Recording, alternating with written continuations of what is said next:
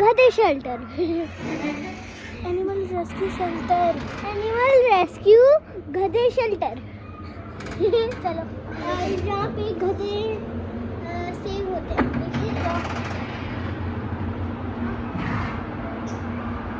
इस वाले को क्या है? तो टोटल 6 है ना? ऐसे बनाओ सब आप नहीं आप बनाओ बनाओ नहीं टमाटर तो नहीं, ये दो आप बनाए ना। मुझे नहीं बनाती यार ये बस आप बस बनाओ यूं जाके यूं सब्जी बना के आओ। ऐसे ये सारे काम ये है।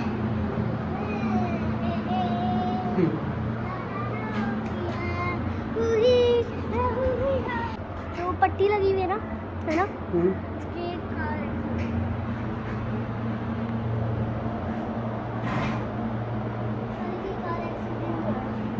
इस वाले की कार एक्सीडेंट हुआ। अंकल आपका नाम क्या है? इफ्तिखार नाम है। हफ्ताकार। अंकल आपने डोंकीज कहाँ से जमा करे? ये उधर से जमा किए हैं, रखे हुए हैं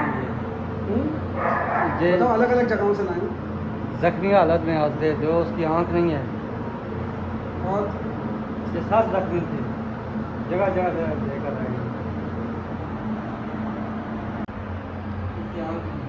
सही सही दिखाओ मेरे सही। Please like and subscribe this video. I will see you in the next video. Bye bye.